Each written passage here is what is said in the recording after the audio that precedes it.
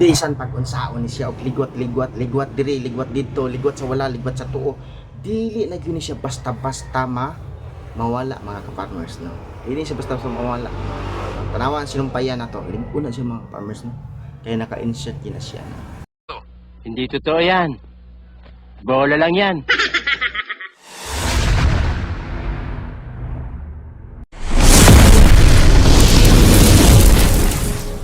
Mayong adlaw na sub din na kanimo mga ka-farmers, niya napud ko ipalantaw mga ka-farmers no. Balik-balik lang kog palantaw ni ako mga farming tools, kini ako mga trabaho mga ka-farmers gikan sa repair o magpabuhat na ay mga orders, sinana ra gyud ako mahimo mga palantaw sa inyo mga ka-farmers no, nagilain.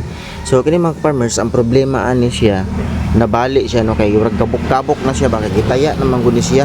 So dugay-dugay na pud ni siya nga bara mga ka-farmers siguro kay makita man nato sa iyang sitwasyon din sa iyang bangag mga ka-farmers. Nipis na gyud siya mga ka-farmers no. Para nipis na siya kaayo. Unya ang tubo niya mga ka-farmers mao ni siya. Para nipis gyud siya kay ngano nabali naman gud ni siya. Tungod na sa iyang kanipis ug sa iyang kadugayon mga farmers, mo na siya nga nabali uwa na gyud siya kagwanta no, magpa-repair na gyud siya mga ka-farmers. So mao ni siya sumpaya mga ka-farmers. Kani oh. Masumpay. Mo ni siya dagana mo ni. Mo na siya dagana mga ka-farmers. Na siya. So nabali na gyud ang ipahimo sa tag-iyan ini mga ka-farmers.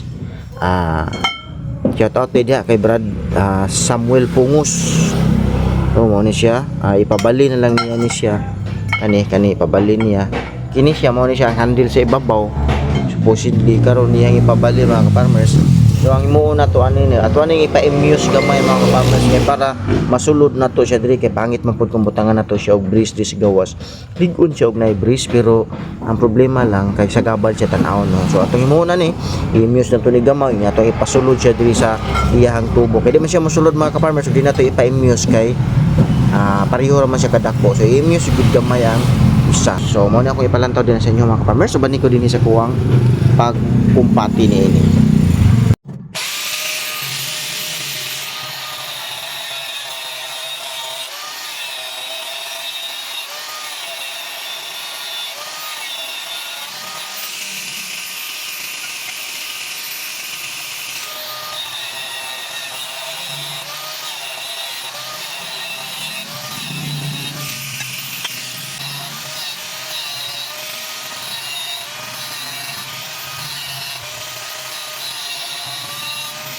So mo ni siya ang tirada mga ka-farmers no, para mo immuse siya og gamay ang iyahang bangag kay para nag mo immuse siya mosulod na tong isa ka tubo sa iyahang kuan mga ka-farmers, sa iyahang buslot no, kay pareho ra mangud sila numero 1. So kinahanglan nga pa-immuse na to og gamay kay para masumpay na to sila mga ka-farmers no, masulod ang isa dito sa isa ka bangag. So mo ni sa tumbaton karon.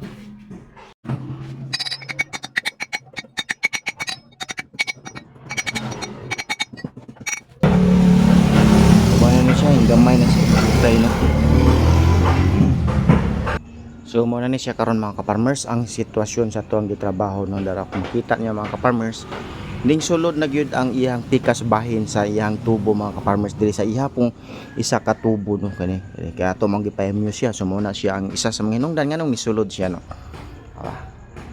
So ato na siyang ipapilit no. Nindot siya pagkapilit ato tarungon na to siya papapilit mga ka-farmers kay para dili gyud siya maibot o di gyud siya matanggal.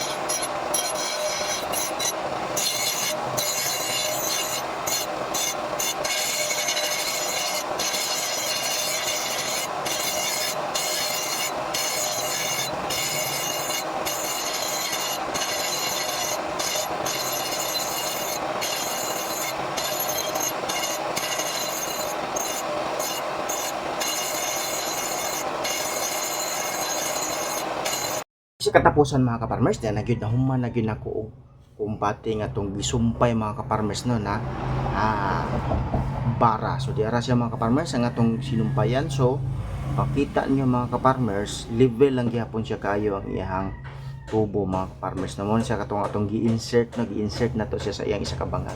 So ang iyang blade gibait na pud nato mga ka-farmers no dara. Hait na gyud ayo no, hait na gyud kay niyo. Bisan pag unsaon ni siya og ligwat diri, ligwat dito, ligwat sa wala, ligwat sa tuo. Dili na gyud ni siya basta-basta mawala mga ka-farmers no.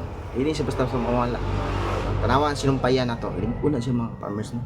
Kaya naka-insert gina siya na. So ani na siya karon. Wala na iyang kinatibuk ang lagway mga ka-farmers. Kung dili pod sa iyang bahin sa iyang gunitanan, siya tumoy na limpyo na pula siya. Ha? So sa mga naay mga repairo nun diha ang mga bara no way handle o naba moy bisag mo sa mga ka-farmers basta pang farming tools nga mga kagamitan.